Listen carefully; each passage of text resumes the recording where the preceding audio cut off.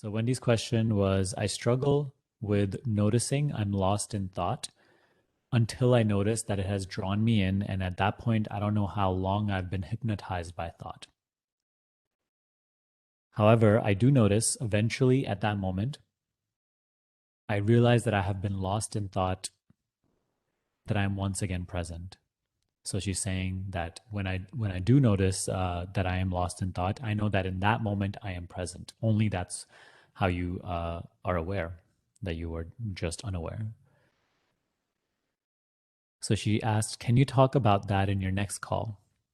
Also, I have noticed recently that I have not been lost in thought, but for a few moments I've sort of not been there. I can't explain fully, but I don't know if it's me as Wendy that's not been there, which is why when I become present, I am aware that I wasn't aware of anything. I hope this makes sense. I feel disoriented when this happens. So let's cover the first question and then I'll move on to the second. Losing yourself in thinking, losing yourself into that hypnotized sort of sleepiness state where we can compare that to just being totally immersed in the movie, just being in a awareness totally dormant, unaware of itself as it is, but rather only aware of itself in name and form, limited name and form, which is the life as we know it. I am this person. There are some people. I am doing this right now. I am a person from here with this nationality, this occupation. This is my age, so on and so forth. And living with from this um, reference point. So when we are in a state of identification with the person that we take ourselves to be, and that is the extent of our self understanding, our self knowledge, then our reference point for who we are is merely just the body and the self image, my idea of myself. So see that we perceive our life believing the subject of our life to be the body and the bundle of thoughts. So I see that the world around me is moving. Things are coming and going. People are coming and going. Situations are coming and going.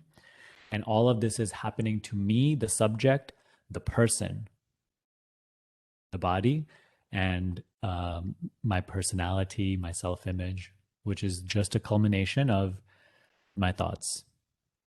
That's really that simple. So our reference point of ourself is not deep at all. You see what is there? We are living life from thought, from emotion, from just the bundle of sensations we call body. And all of our activities, everything is on behalf of, right, is being done on behalf of the body and the bundle of thoughts. This is the state of identification. We can call this like a sort of a sleepiness, a sleep, a waking sleep. And because it is so contracted, it's a contracted state of being. That is where this discomfort really brews up. That is the suffering element that arises because we are limiting ourselves. So then the teaching starts to come into your life and you start to maybe resonate, and so you start to pursue it. And now you start to become aware of your own sleepiness. You start to acknowledge that I am just living from my thought, my emotion, my sensations. But you start to notice that, like, they are not the subject of my experience. They are not that which is perceiving, but rather they are that which is perceived. Just like the world and my life situations are coming and going and changing, just like that, they are also being seen to change. The very thoughts which make up my idea of myself, what I take myself to be, right? The mental positions I invest so much belief in, the personality I really believe myself to be, the past and my interpretation of the past that I invest such a sense of reality to, the judgments and the interpretations which arise that I invest so much sense of identity and realness to, that I even maybe fight others for or on behalf of. So we start to see that all of these aren't really the subject, but rather they are the objects. They are also coming and going. They're also very changeful. They're also being seen just like my circumstances and the outside world is being seen.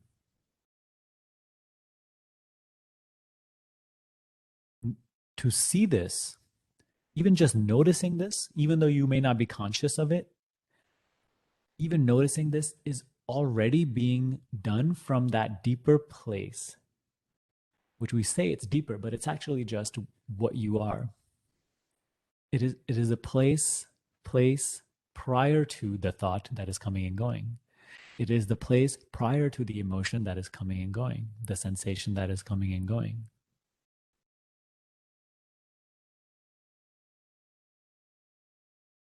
You may, again, not consciously see it and notice it at that time, but in just noticing this again and again, acknowledging this again and again, your reference point for what you understand yourself to be and take yourself to be is deepening.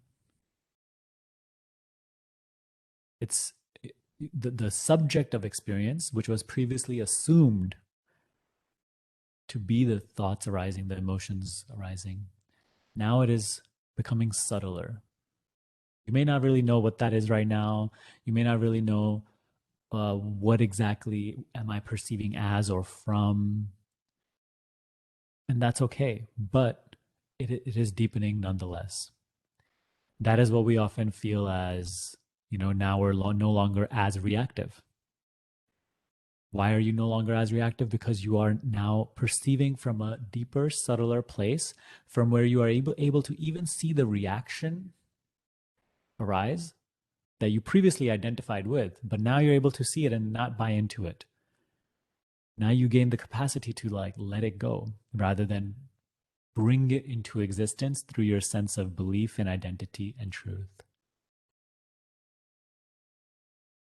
So first and foremost, I wanted to approach this question in this way, that becoming aware of your own sleepiness is already being done from a deeper place, that subtler place, that your true position, from where you are able to make such a recognition. Noticing your sleepiness again and again is part of the practice.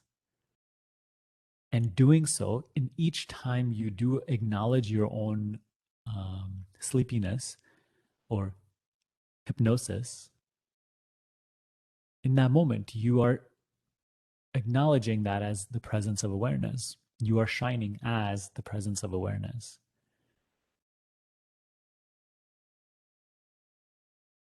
You may not consciously know this at that time, but that acknowledgement is only possible because the perception is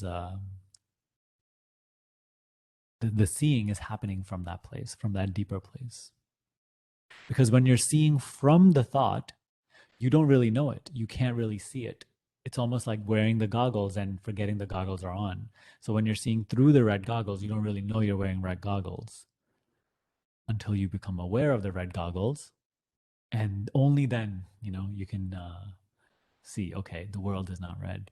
And the goggles, I can put them down. But if you just have the goggles on and you've forgotten that you have goggles on, you're going to see the world as red. And you're not even going to know that you have goggles on. That's why you see the world as red. You're just going to think the world is red. So the seeing is already happening from a deeper place. So you acknowledging that I have fallen into thought and I don't know how long I was lost, is part of the practice. It does not matter how many times you notice this. It does not matter how much you fall into sleepiness and thinking. The important thing is that moment of self-remembrance, that moment of present acknowledgement. That is the area of opportunity. So when you just begin this practice, you may notice that like that moment of self-remembrance is very rare. And that's how it starts. Then when you start practicing meditation, and this is why the daily meditation, the sit down practice is so important, because without the sit down practice, your moments of remembrance throughout the day when immersed in activity will be little to none. You will just sleep through your entire day, sleep through your entire experience. So with the sit down practice, you'll start to see the moments of self remembrance are increasing. It does not matter after how long you catch yourself thinking, but in that moment of self remembrance, be as you are. Don't think about it. Don't further judge yourself. Oh, how long I was asleep, how long I was just thinking. It's just not important in that moment. Please know that. Any judgment that's arising in that moment is itself just pulling you further into sleepiness. Don't buy into it. Just turn away. In that moment is the moment of practice.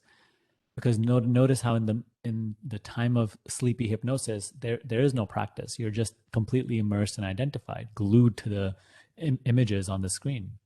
Only in the moment of remembrance, which is not even something you control, it just happens. In the moment of remembrance, you gain the opportunity. And in that moment of remembrance, in that opportunity, you cannot lose yourself to judgment again. Doing so would be silly. It would be foolish. Instead, in that moment, be in control of your attention. Be aware that you are aware. Don't care to judge. Don't care how long you were gone. Don't, just rest as the presence of awareness. See what it means to be truly alert, alive. Acknowledge your beingness. I am. I am aware. Otherwise, you take this awareness entirely for granted. You are only immersed in what you are aware of. But you totally forget that you are aware, the miracle of being aware, without which none of what you call important would exist. Your family, your work, your life mission, none of it would exist without the awareness of it. Yet this awareness itself we take for granted. So in that moment of self-remembrance, be awake, be aware. Care not for judging your practice or whatnot. Just simply be, without describing this, without interpreting it. Simply be aware, fully present.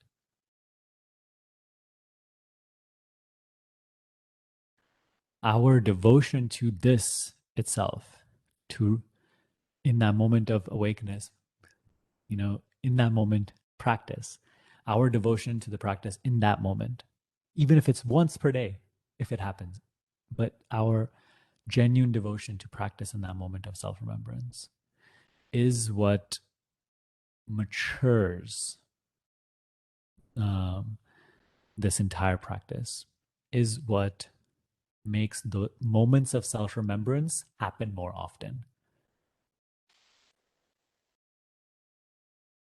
Trust, if you are too interested in dwelling in your thinking, then you will only increase your own hypnosis. You will only fall deeper and deeper into hypnosis, into conscious or into waking sleep. But if you become interested in your own awareness, in wanting to be awake, alive, aware, these moments of self-remembrance will start to happen more and more often. Test this out. You will see it to be true. But what happens is that we're too interested in our worries. We're too interested in needing to be a somebody. We're too interested in needing to secure the future or control the now, the contents of the now. We're too interested in like the personal dynamics of life, which keep our attention entirely occupied in just past, future, interpretation, judgment. And this is what we call hypnosis. So we're going deeper into the state of just immersion, for self-forgetfulness. This we can say is the only sin on behalf of which we suffer. You know, the just I think yesterday I posted a 3-minute video in the group, and I shared how in any moment of suffering, you are no longer aware of yourself. You're no longer aware of being. You have taken for granted in that moment the miracle of being, the miracle of being aware, of being alive. And you're only interested in your judgments. You have stepped out of beingness, you have stepped out of self into projection, into concepts, into ideas about what is, about what should be, about what should not be, about what was, about what will be. This is the realm where suffering is possible. There is not an ounce of suffering in awake beingness. If you just devote yourself to awake beingness, your capacity to suffer will diminish. It's a bold statement, but test it out, and you will find it to be true.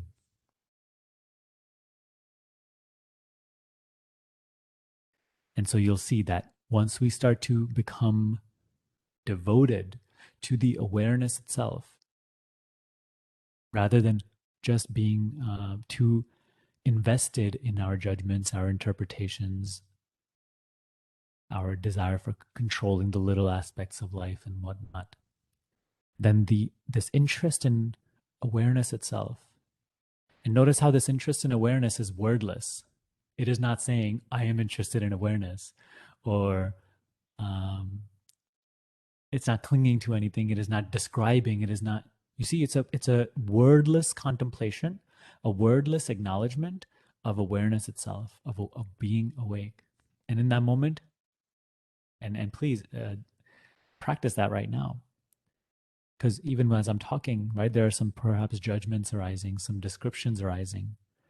Rather than being so going in that direction, rather than caring about what your own judgments that are saying, what they're saying, and what the content of them is, only be interested in the fact of being aware of them, that there's an awareness.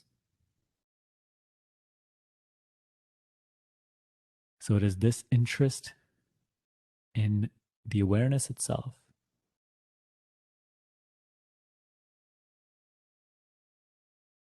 which automatically starts to not only one, make you quiet, and this whole these structures that are built out of this constant web of thinking, they start to diminish. But also, these moments of self-remembrance start to occur more often. So in the moment where you acknowledge that I am aware, that I was just thinking for so long and I was falling into those mental traps, in that moment, there's no room for judgment. In that moment is your area of opportunity to, once again, devote yourself, devote your interest, devote your love, not to what comes and goes, your thoughts and your interpretations, but rather to what is always here, to what has always been your most loyal friend. Become aware of that one. Be awake to that one. Don't let the mind say to yourself that, oh, I'll do this later. Like, acknowledge that right now.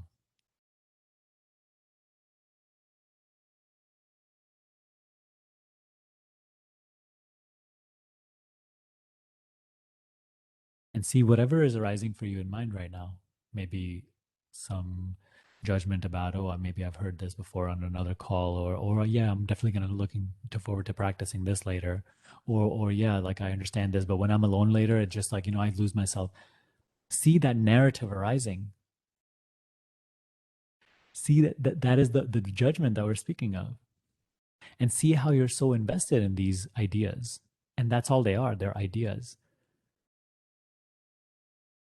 See how much we care to go into those stories. And because we're so invested and give them a sense of reality, we bring them to life. We they hold a capacity to influence our experience. But all that is required right now, in the moment of you being aware of them, don't go that way. Acknowledge that you have the capacity to not buy into them. And that doesn't involve, again, talking your way out of it, because again, that talking itself is the very judging arising. In what seeing does even that talking arise? That one is not offering any words.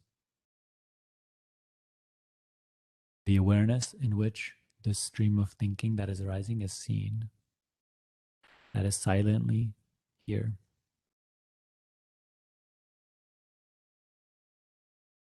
In this moment, where are you placing your interest? Where are you placing your love? Where are you placing your care? Where are you placing your devotion? Into the judgments, which is the projected world, right? Ideas about life? Or are you simply bringing your interest, your attention, your love to life itself, which is this awakeness, wordless awareness, wordless beingness, the very fact of being, existing, loving? We all feel that at the center of our experience. It is not some far-fetched idea. It is not something that requires a year of spiritual practice. The fact of being is the fact of being, without which you cannot know your experience. No matter how much you feel, oh, I'm a lost cause, I did so much meditation, but I still, I don't get these things, or I need a lot more practice. I've been trying this, all these narratives. See that again, you go off into the projected world. Return to the fact of awareness, wordless awareness.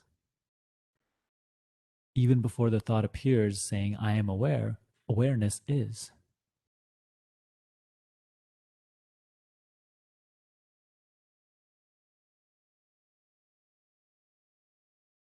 You say, but Sunny, the thoughts come with great force and they take me away once more.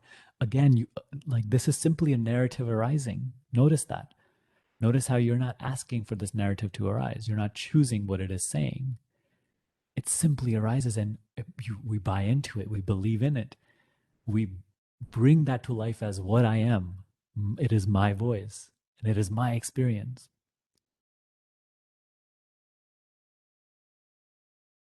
So we once again go into that projected world, that narrative.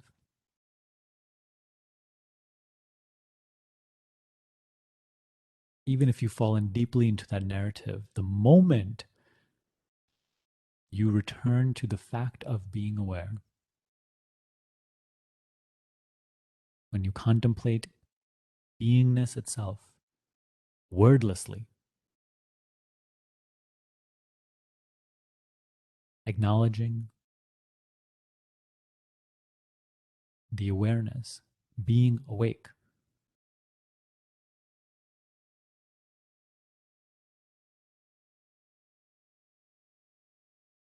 remembering that you are, that you exist. In that moment, the whole narrative falls apart. In that moment, the whole narrative loses its capacity to pull you in, until once again it arises and you give into it. But that is the practice, you see. This is what we have to get so Um, no, I don't even want to say we have to get so good at it. You just have to place your interest in it. You just become interested in this one thing, right? Make this one thing the main thing throughout your day. And you'll notice how that those moments of self-remembrance where you see clearly that you are simply the presence of awareness,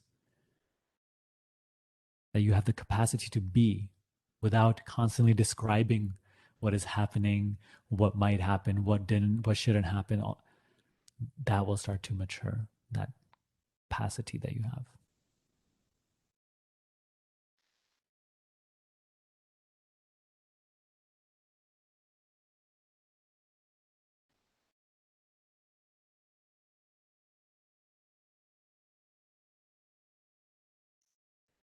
And this is something definitely to practice, especially on these calls.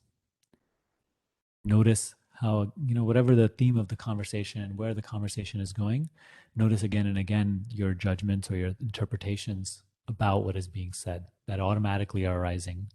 First thing to notice is how spontaneously they arise. They don't arise because you choose them. Even what they're saying, you do not choose. They just happen to you.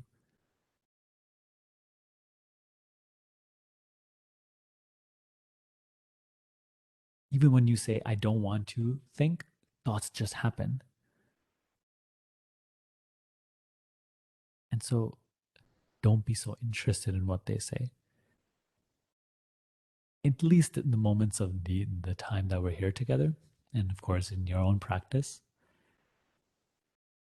have no care about what they say or what they're projecting about later, or have no care about what they're trying to get out of this conversation, what they're trying to take away, what this practice has been for you so far. All these are irrelevant ideas.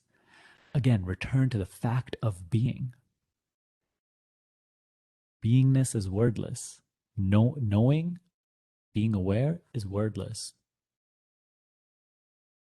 It is totally clear, totally pristine, alive. It is the aliveness that you feel at the heart of your experience.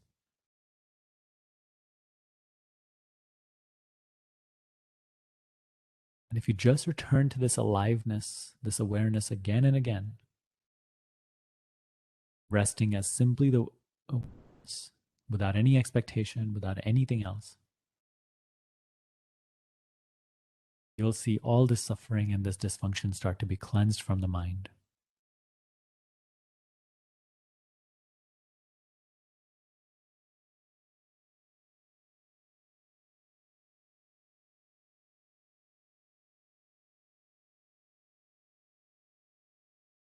Because for the mind to maintain all of these belief systems, these egoic structures, these unconscious tendencies, these reactive behaviors,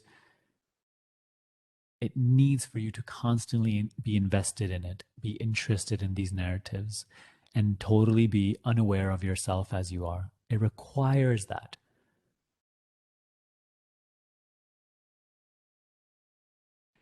It, these narratives need your sleepiness, your hypnosis to continue to be.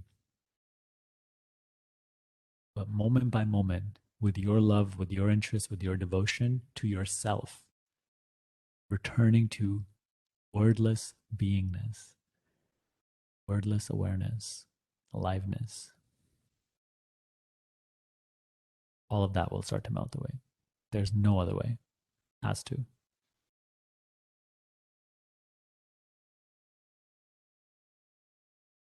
And that's the beautiful part about this particular teaching is that you are already aware. You need not earn this. You need not go through 5 years of spiritual practice to acknowledge so. You are aware. At the heart of your entire experience is this being alive, being aware, being awake, being.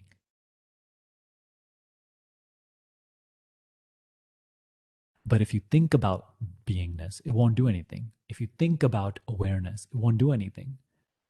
Because again, we are in ideas about awareness. But Awareness itself is wordless. You can be alive without talking about being alive.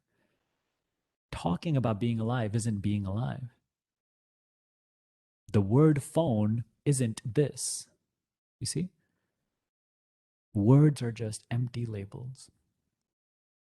It requires your interest, your attention, your devotion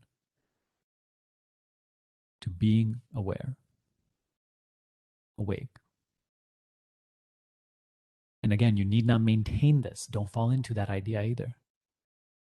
The very practice is you will fall out of this again and again. You will fall into sleep.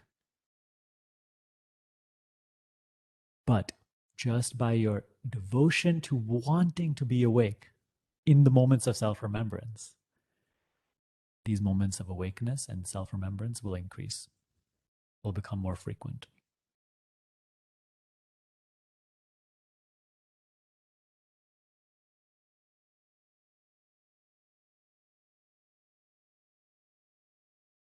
So I'll get to the second part of Wendy's question. And just want to welcome those who joined in the last few minutes.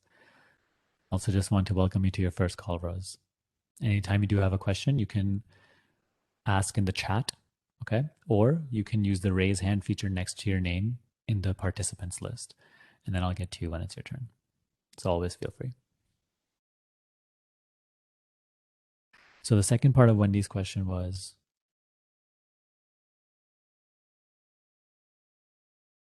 also, I have noticed recently that I've not been lost in thought, but for a few moments, I've sort of not been here. I can't explain fully, but I don't know if that's me as Wendy that's not been there, which is why when I become present, that I'm aware that I wasn't aware of anything.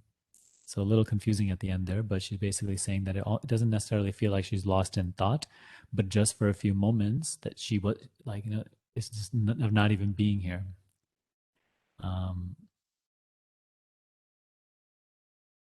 So that is what we can refer to as just full immersion in the movie playing out in the images.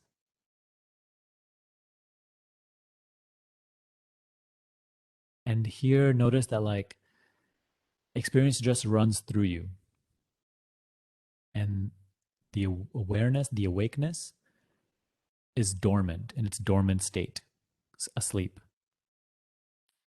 The movie just runs through you, and here nothing really makes an impression.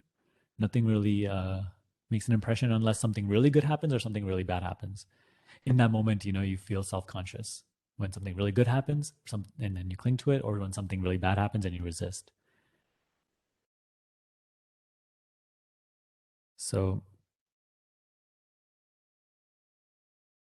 I wouldn't worry too much about this, Wendy. Um, there's nothing to do when this disorientation happens other than in that moment, again, of self-remembrance, to be as you are, to rest as the presence of awareness, awake, alive, aware, pristinely, with no need to judge your experience, with no need to get anything out of it, with no need to manipulate your experience.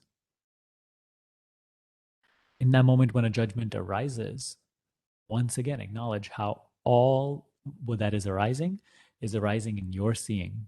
Don't be so interested, again, in what you are aware of, in the judgments that are arising.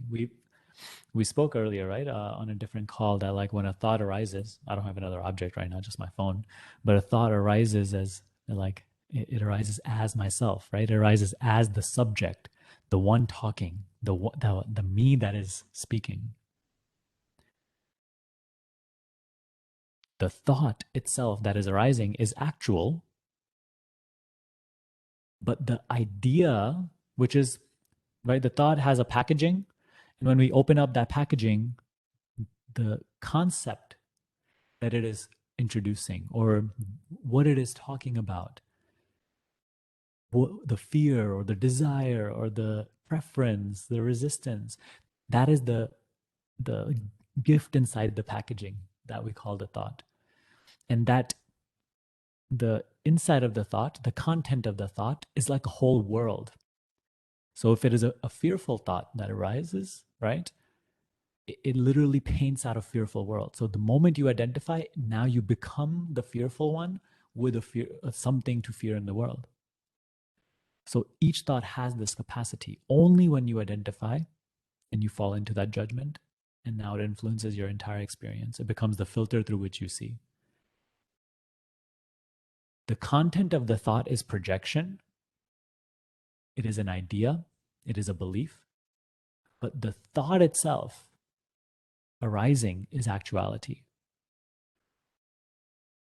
This is what we're doing in this awareness practice or being awake or an inquiry. You are learning to no longer just fall into these worlds that these thoughts are painting out. You're acknowledging your capacity to not buy into or not go into the packaging. You're learning to see thoughts as mere thoughts. In the moment you acknowledge that this is simply a thought, and not, again, you're not speaking this, you're not talking this. In the moment of acknowledgement that there's thinking, there need not be another thought. In that moment, simply become aware of awareness itself. In that moment is where what I usually refer to as the turning of interest, of attention. In that moment of acknowledging that there's an awareness of this thought, there's, right? The, the thought will lose its capacity to pull you into the content. I know we're getting a little conceptual, but try to just see, and then we'll once again come back to the experience. The moment of acknowledging that there's an awareness of this, right then and there, be interested in awareness itself rather than the thought. This is a little tricky and this is a little difficult and subtle because the thought is seeable. It is stimulating. It is interesting. It is what you have known all your life. Whereas awareness is invisible. It's like a ghost. It doesn't say anything. It doesn't have any color. It is not stimulating. It's not really interesting. So that's why we're so addicted or immersed in what we are aware of, because it's so colorful and interesting, stimulating, at least for the mind. But in the moment of acknowledging that the thinking is arising, that the thought is here, acknowledge the awareness in which it arises, without which it cannot arise. You see, that is the beautiful part about this. Each thought that arises, even a fearful, gruesome, crazy thought, depressive thought, anxious thought, it only points to you as the seer of it. That isn't arising or subsiding. That isn't coming or going. See, that is a big discovery. But the problem is you're too interested in the content, the depressiveness or the anxiousness or the. So in just that's what we have to sort of cut out now. That is you becoming wiser, becoming more awake, acknowledging that is a possibility that I don't have to go into this. All that is required, excuse me, it is in that moment being interested in only the awareness itself, which is again a wordless contemplation,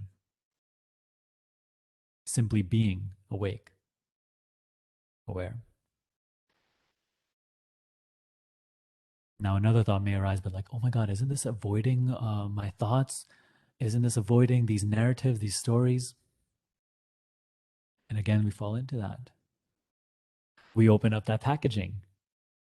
We allow it to take us down another road of worry and fear and suffering. You see the dysfunction here?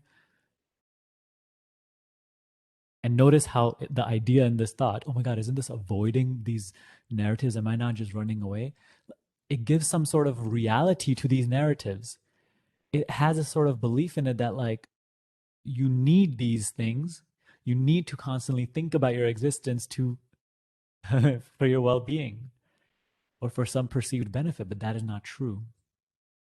Actually, you dwelling in these interpretations and judgments and fears and worries is a denial of reality. It is us running away into the projected world rather than being here with life as it is. And so, if these projections are pleasant, you feel a little good. If these projections are negative, which is also right, that's a 50-50 thing. Or if the mind is very dysfunctional, then very off balance, it'll be like 90-10. So, when then we suffer. So, this is the practice to devote yourself to. Don't buy into even these silly notions because trust me, the mind will come up with the craziest creative ideas for you to and to reel you back in. But you have to be wise in that moment. That is the power of discernment. Be interested only in awareness. At least in the moments of practice. When you have to work, do your work. When you have to do some planning, do your planning. But only in the moments of practice, at least. Start with there until then the your capacity to practice this starts to increase and you start to feel more confident. And also, as a byproduct of this very practice and returning to just awakeness, awareness, the mind itself starts to become more clear. And your capacity to comprehend the subtle dynamics of this practice and just life and how to navigate your experience, they start to also mature. Notice how none of this can happen when you are too lost in the projected world.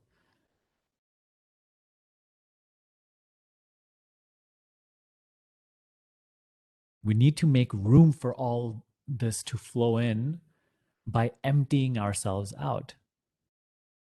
We're wearing too many goggles of perception, filtering our existence. And we want peace, but we want to keep these filters on.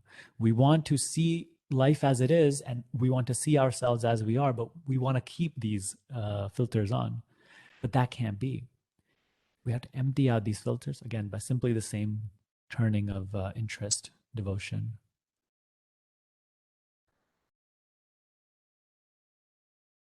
And trust me, like just that little thing starts to clear up so much without us even necessarily being aware of it.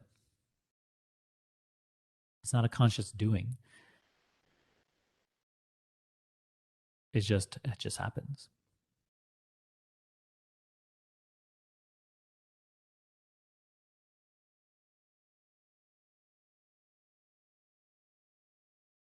See how much time and effort and energy and love and devotion we invest in unreality, in appearances. And what do I mean by appearances? Literally anything you are aware of. Name anything.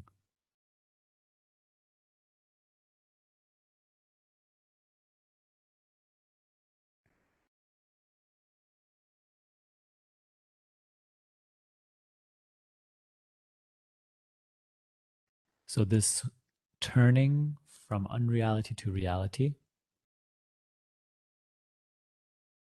and the closest you can get to reality in the realm of experience is the presence of awareness.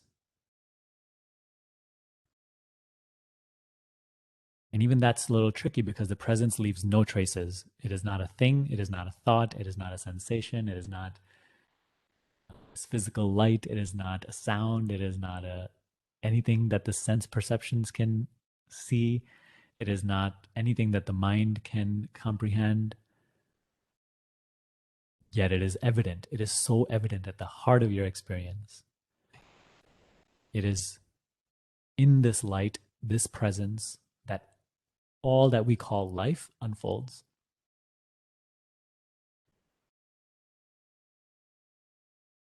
This is like the reflection of reality. And oftentimes, many spiritual teachers also call it like the doorway to reality. So we must devote ourselves to this presence, again, which is wordless,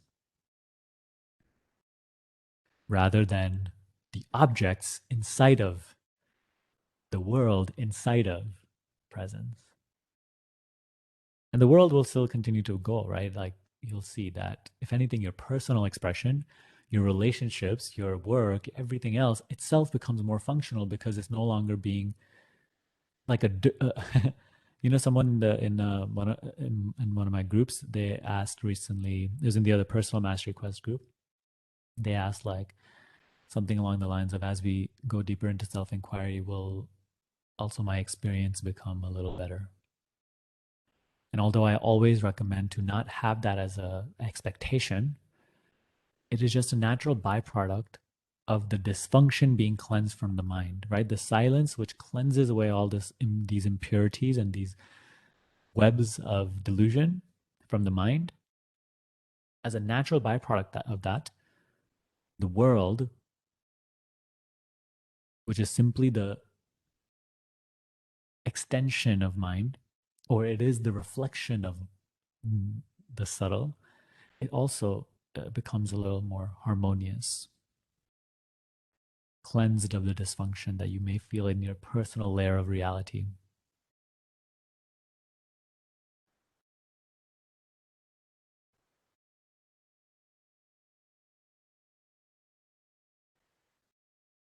Again, we have to be devoted and we have to fall in love with our own awareness itself.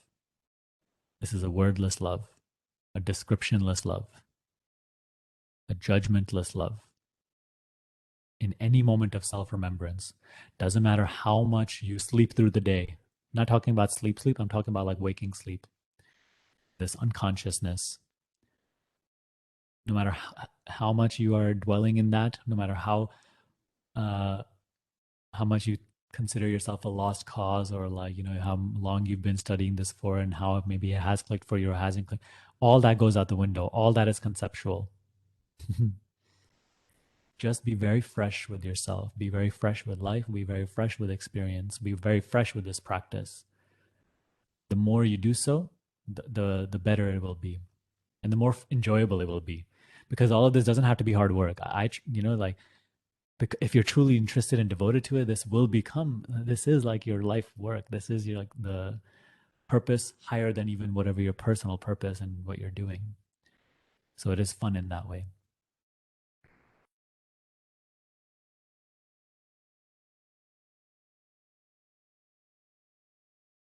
So yes, in the moment of awakeness,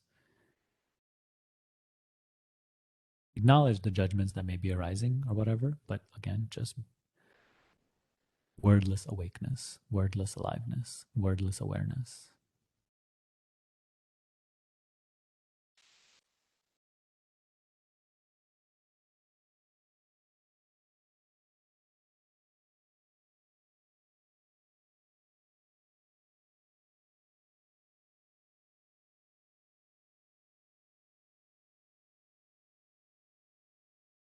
Notice, like, since we started the call, it's almost been about an hour. How many sounds have come and gone?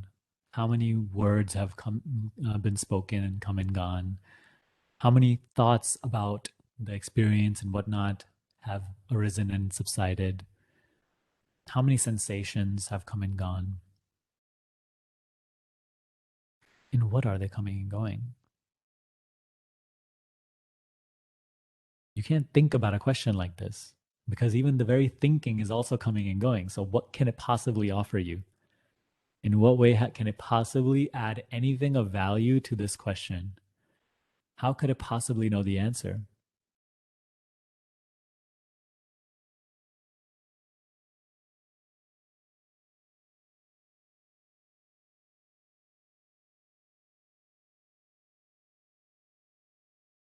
Here we have to resort to the looking, the seeing, the awareness in which all of the stuff is coming and going. Even the thoughts trying to answer this question are coming and going.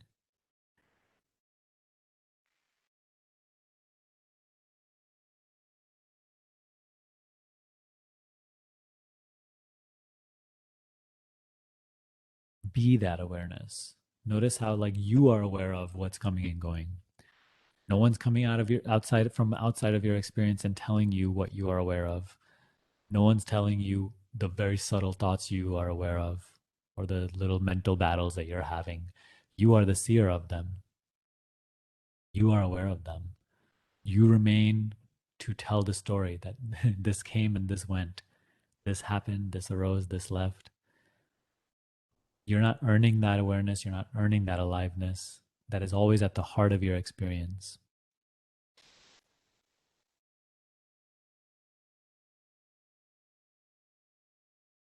You can say anything about your story, about your life, about you as a person,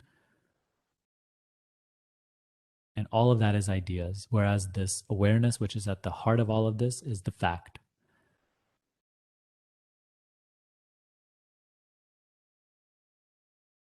It is just this turning away from ideas, concepts, towards fact. That is this practice. That is the end of delusion, and therefore also the end of suffering. For suffering, again, requires you to forget yourself as you are. It requires you to fall into the mask of the persona. It requires of you to believe in yourself as just an object which has a story and a past and a future.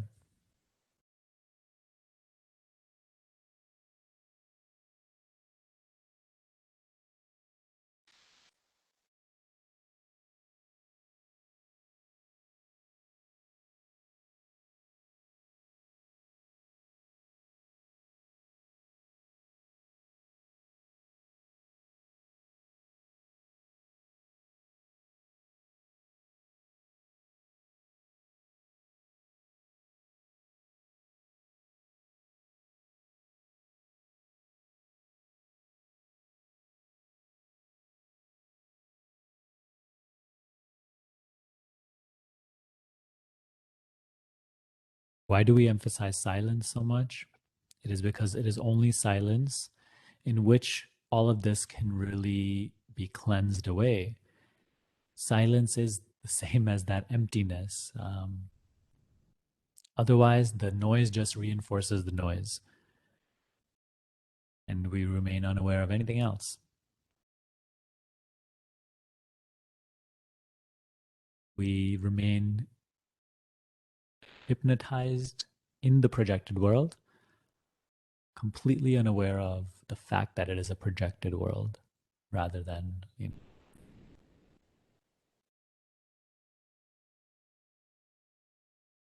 So, no matter how many conversations we have, such as this, no matter how powerful they are, no matter how many books we read, how many videos we watch, ultimately, if we continue to run away from silence, we're running away from ourselves.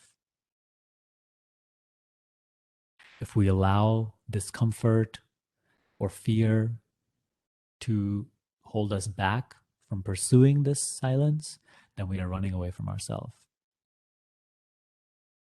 No discomfort, no pain, no feeling is unbearable.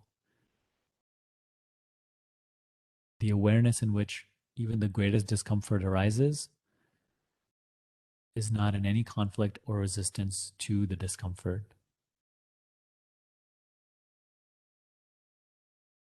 So, in any moment of discomfort or fear or resistance from the mind, whatever form it may take, redevote yourself in that moment to awareness itself to the best of your capacity, because that is all you can ever do. Rather than investing yourself in the fear or the idea that this thought is proposing, devote yourself to the fact of being itself. Which again, it's not a word, it's not a thought, it is not you talking that, oh, I devote myself. It is simply you acknowledging your aliveness, your awareness, your isness.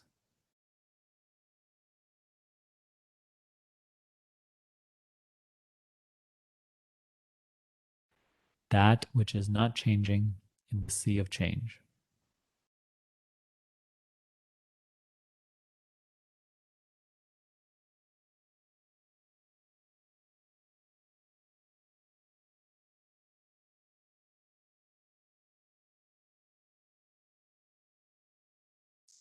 Notice how in a moment of silence, of not needing to control your experience. Like experience is still flowing, you know, sounds, um, sights, thoughts, feelings, everything is right, is coming and going. We must start to really see ourselves as the formless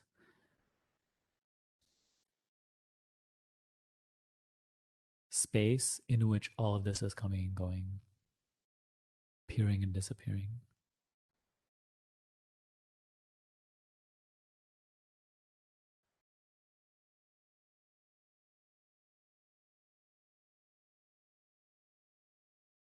Because literally, your experience from yesterday is no longer considered real. It's like a cloud that floated away. And you know, if nothing significant happened to you in your personal story yesterday, you won't even remember yesterday existed ever. You won't exist. You won't remember a thing about it. We don't even remember or consider real anymore the dinner that we had 2 days ago.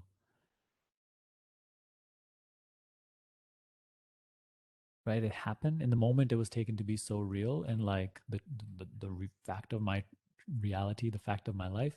But like it came and went. Now what is it? It's just a memory. It has no reality. Just like that, this conversation also tomorrow won't be real anymore. It'll just be cloud memory until which even the memory fades. So as all of this experience is floating away, coming and going, what is eh, what is it that is real? Because right, like you right now, you feel that this experience is real. It's true. And so we start thinking that, okay, the objects here, not just the physical objects, but like this body and these thoughts and these feelings are what are real. That's what it feels real about this moment. But these feelings, right, they go. Next moment, they are no longer real. The objects are replaced also. The thoughts are replaced. The body feels different, looks different. So are the objects coming and going? Are they real?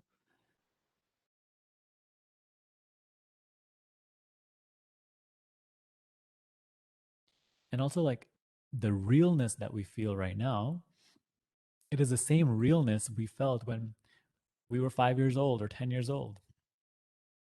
Your sense of reality, your sense of what is real, your sense of me, I, has not changed. That has been like it's always been here, you know? But the contents that you call I, me, mine, have just come and gone. So that is the level of attention you have to pay to your experience. Like, okay, that's a curiosity we have to have. What is this sense of reality? It's not the objects that are so real because the next moment they're no longer real and they're replaced by other objects that seem real until they're also no longer real. But the realness itself of this moment is no different than the realness of when the other contents were here. Hope you are following what I'm saying. See how the realness is always just here. It's what we experience as the now. It's what we experience as me. And I go deeper into this in the Self Inquiry School lecture, and you'll see in the course. It's titled The Real Me.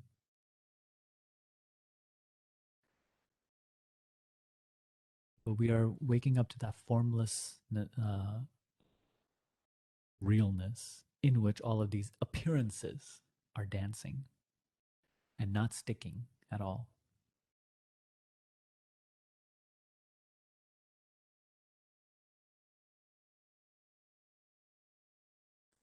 So you see what I'm speaking of, like the shift in interest from just the appearances that are momentarily appearing to that which is not appearing, yet it is what is real.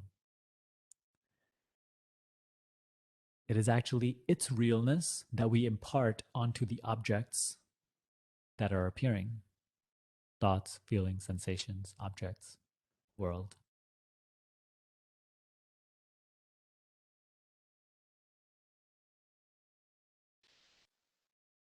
So you'll definitely hear more about that in that lecture.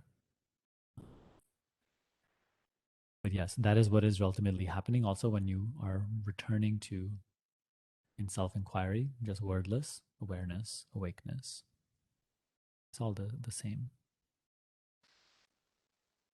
So, again, stepping out of projection, stepping out of appearances, which are very changeful and unstable, and just acknowledging, not even stepping into, because it's always here. It is from where you are even aware of the changeful appearances, but just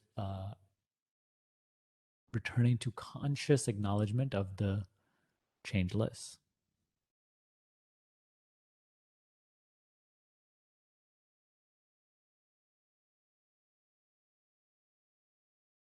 And this is the only way to peace, because the peace we seek is nowhere to be found in the appearances. You can shuffle around any piece of content. You can eat the most fabulous food. You can build the most incredible body, most incredible bank account. It will not bring you the peace you seek, because it cannot be found in the changeful. Tomorrow, that body will no longer be. Maybe it'll turn into a lesser body or whatever else. Same with the bank account, same with the relationships, same with the anything you're investing your sense of reality to. This is the main teaching of the one of the three main things in Buddhism: to recognize the impermanence of what appears, to wake up to the transiency, that it's just constantly coming and going, and three, that there is no self in it. There's no self in any feeling, in any thought, in any object. At no moment it is aware of you. There's never two selves in your experience. It's only the self, you. And all these objects are coming and going. Transient, impermanent, no self. You're acknowledging this as what? If not that formless space that I'm talking about. That realness that is being spoken of.